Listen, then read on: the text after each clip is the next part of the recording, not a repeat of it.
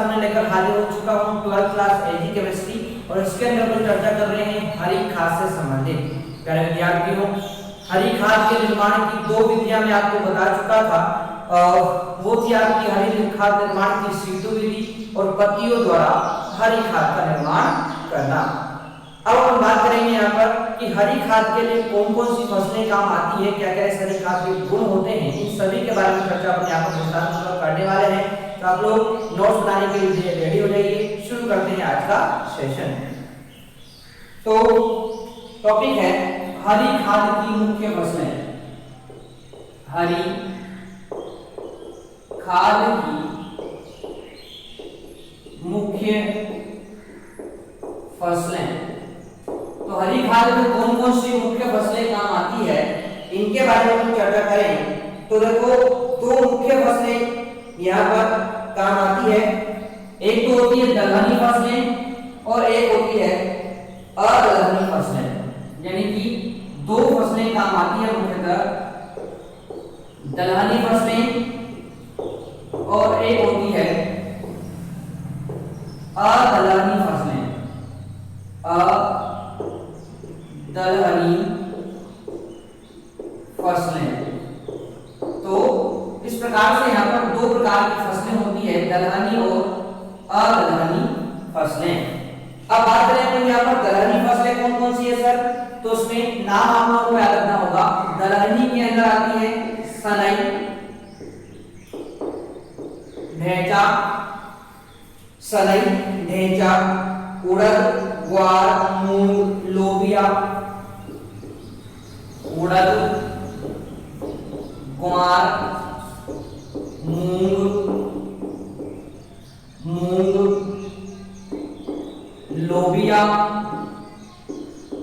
मूंग, लोबिया, इसके अलावा बात करते हैं नील, बरसीम, सेंजी, नील,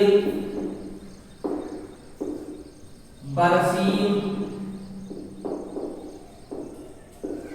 सेंजी, नील, बरसीम, सेंजी, सोयाबीन,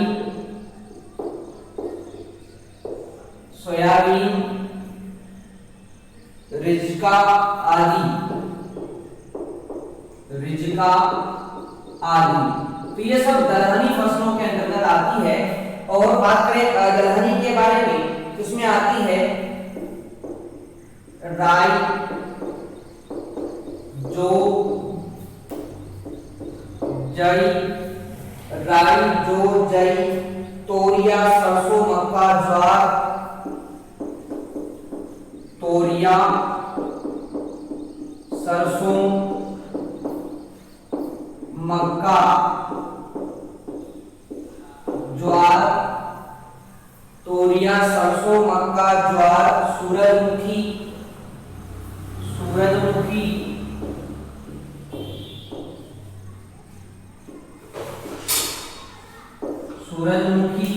आदि। ठीक है, तो इस प्रकार से हरी खाद की मुख्यतः दो फसलें होती है, दो प्रकार की फसलें होती है। एक होती है दलहनी फसलें, एक होती है अदलहनी फसलें। दलहनी फसलें और इसके अंतर्गत आती है सनई, ढैंचा, उड़द, ग्वार, मूंग, लोबिया, नील, बरसीम, सेंजी, सोयाबीन, रिजका। ये सब दलहनी फसलों के अंतर्गत आएगी। और अदलहनी फसलों के अंतर्गत आती है प्यारे विद्यार्थियों राई, जौ, जई, तोरिया, सरसों, मक्का, ज्वार, सूरजमुखी और भी बहुत सारी फसलें यहाँ पर आती है। ठीक है ना। तो इन दलहनी और अदलहनी फसलों को अपन हरी खाद के लिए बोते हैं और इसको हल चलाकर मिट्टी में मिला दिया जाता है, जिससे आपको हरी खाद प्राप्त होती है। ठीक है, तो ये बात हो गई दो प्रकार की हरी खाद की मुख्य फसलें जो यहीं पर समाप्त हो जाती है। अब बात आता है अपना अगला टॉपिक, हरी खाद की फसल के आवश्यक गुण। हरी खाद के या हरी खाद की फसल के आवश्यक गुण, यानी क्या क्या इसके गुण होते हैं, इसके बारे में हम यहाँ पर चर्चा कर लेते हैं एक एक करके। तो देखो, सबसे पहला गुण हम बात करते हैं तो यहाँ पर आता है हम लोगों का कि फसल खूब बढ़ने वाली, लंबाई उसकी काफी अच्छी होनी चाहिए, खूब पत्तियों वाली, शाखाओं वाली, ताकि प्रति हेक्टेयर अधिक से अधिक मात्रा में मृदा में कार्बनिक पदार्थ मिलाया जा सके, फसल के वनस्पति भाग मुलायम हो ताकि वो आसानी से सड़ सके। ठीक है ना। तो आप लोगों को बताया गया है कि फसल क्या होनी चाहिए, उसकी लंबाई तेजी से बढ़े, अधिक से अधिक लंबाई की वो प्राप्त करे, पत्तियां उसमें ज्यादा हो। ठीक है। तो इस कंडीशन में वहां पर अधिक से अधिक मात्रा में आपको कार्बनिक खाद्य पदार्थ खाद्य के रूप में प्राप्त हो पाएगा। ठीक है। तो ये इसका पहला गुण यहाँ पर हो जाता है। तो मैंने आपको बता दिया है कि फसल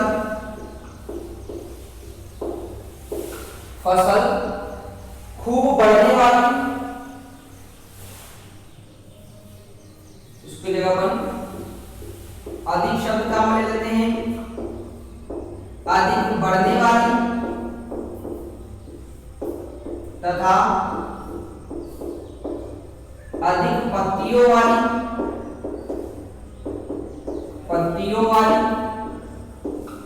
अधिक पत्तियों वाली तथा शाखादार हो तथा शाखादार हो ताकि प्रति हेक्टेयर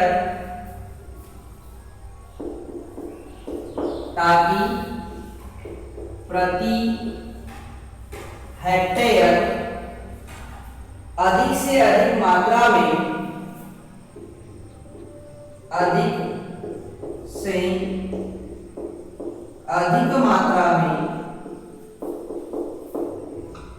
मृदा में कार्बनिक पदार्थ मिलाए जा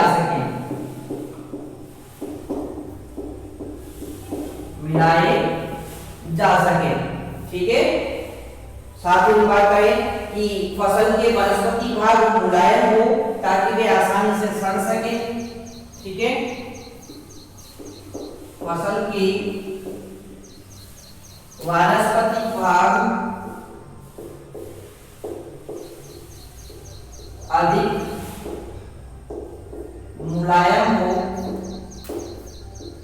मुलायम हो ताकि वे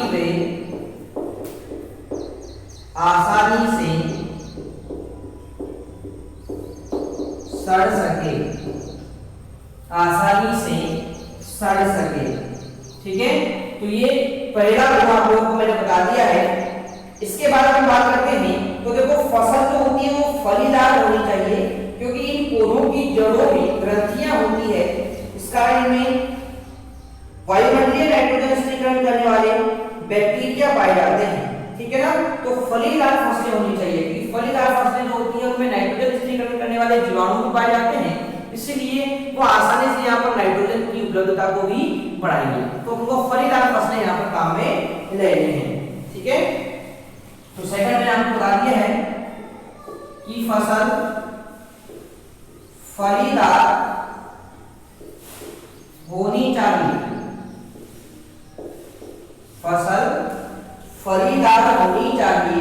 क्योंकि इन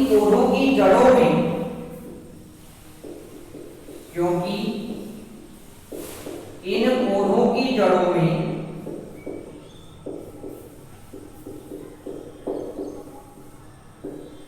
वायुमंडलीय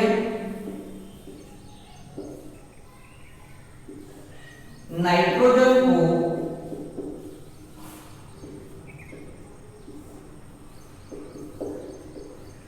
स्थिरीकृत करने वाले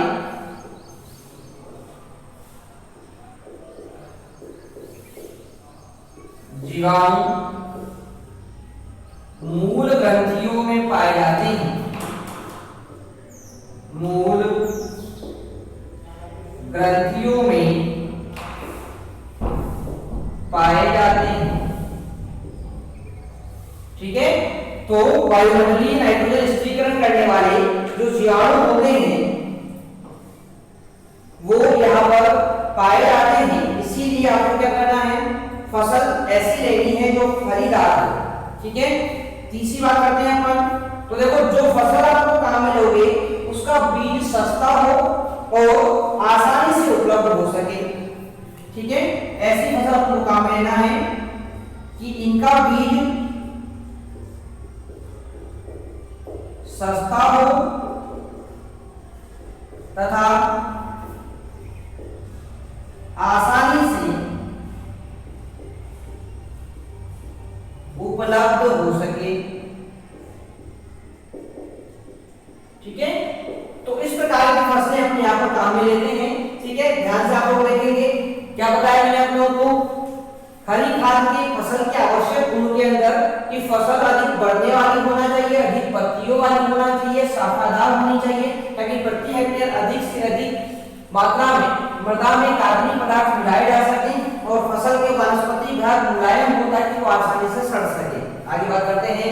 तो फसल जो होती है वो फलीदार होनी चाहिए, क्योंकि ऐसे पौधों की जड़ों के अंदर मूल ग्रंथियां जो पाई जाती है उसके अंदर नाइट्रोजन स्थिरीकरण करने वाले जीवाणु पाए जाते हैं जो मृदा के अंदर नाइट्रोजन की उपलब्धता को बढ़ा देते हैं।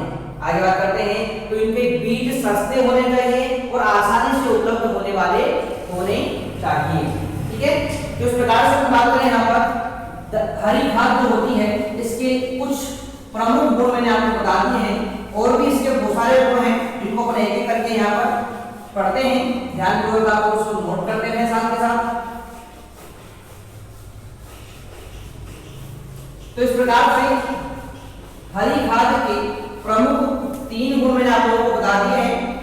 आगे हम बात करते हैं चौथे गुण के बारे में। तो वो आता है आपका कि फसलों की जड़ें नीचे गहरी जाए, यानी अधिक गहराई में जाए, ताकि मिट्टी भुरभुरी बन सके और पोषक तत्वों को अधोमदा से निकालकर ऊपर लाया जा सके। यानी कि फसलों की जो जड़ें हैं, फसलों की जड़ें अधिक गहराई तक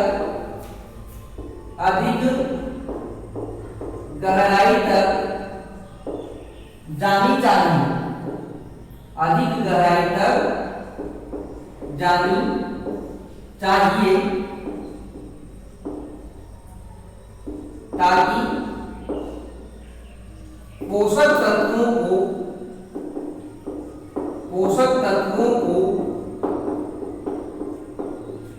अधोमदा से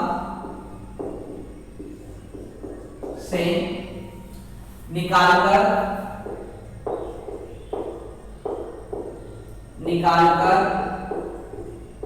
ऊपर लाया जा सके।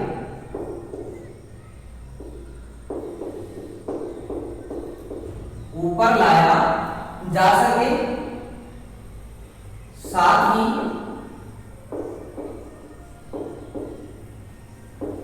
मृदा भुरभुरी बन सके। मृदा क्या हो सके, भुरभुरी बन सके। इसलिए आपको क्या करना है, ऐसी फसल काम में लेनी है जिसकी जड़ें अधिक गहराई तक जाए। ठीक है, अगले गुण के बारे में बात करते हैं। तो हरी खाद ऐसी हो जो कम उपजाऊ मृदा में भी सफलतापूर्वक उगाई जा सके और इसमें जल की आवश्यकता भी क्या हो, कम हो। ठीक है, तो हरी खाद की फसल ऐसी होनी चाहिए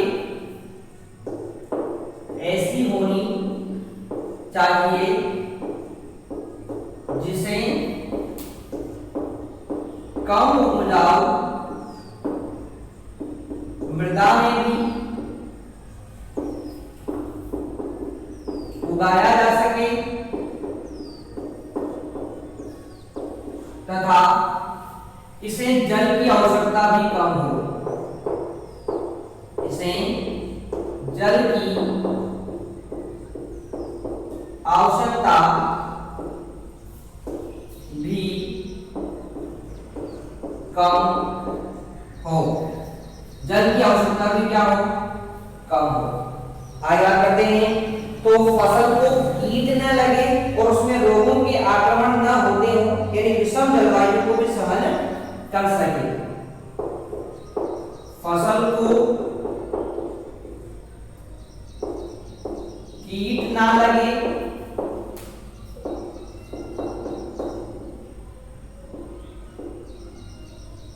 तथा विषम जलवायु को भी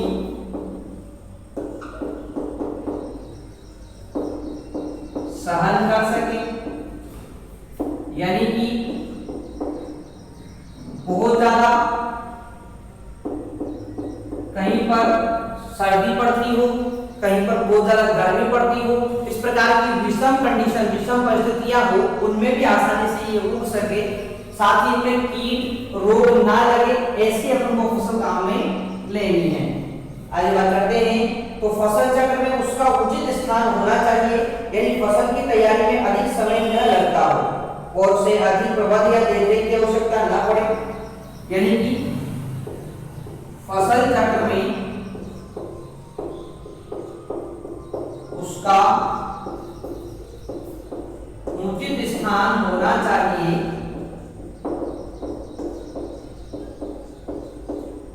उचित स्थान होना चाहिए, फसल की तैयारी में अधिक समय न लगता हो, फसल की तैयारी में यानी जल्दी ही पककर तैयार हो जाए, अधिक समय ना लगता हो,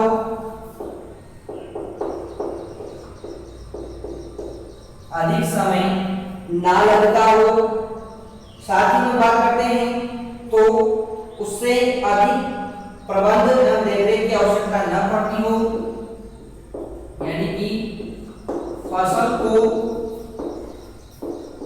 अधिक प्रबंध या देखरेख की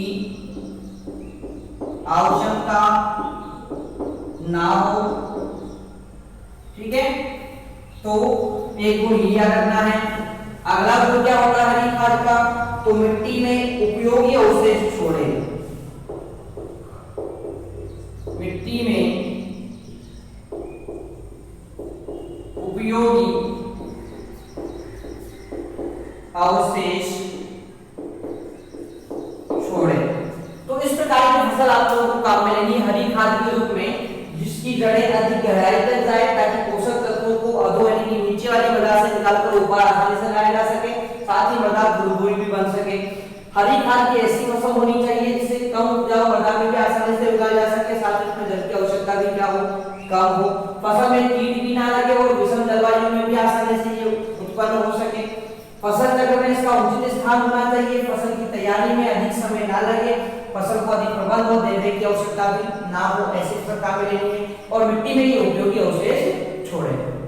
तो इस प्रकार से मैंने आप लोगों को कौन कौन सी फसलें हरी खाद के लिए काम में ली जाती है और इन फसलों में, इन फसलों के गुणधर्म क्या क्या होते हैं, इनके बारे में मैंने आपको यहाँ पर बातें बता दी है। तो आशा करता हूँ आप सभी को हरी खाद की फसलें और हरी खाद की जो फसलें होती हैं उनकी आवश्यक गुणधर्म जो है वो बिल्कुल समझ में आए होंगे प्यारे विद्यार्थियों। ठीक है, तो इसको आप लोग अच्छे से कंप्लीट कर लेंगे। मिलते हैं अपन नेक्स्ट सेशन में, तब तक के लिए टेक केयर, बाय।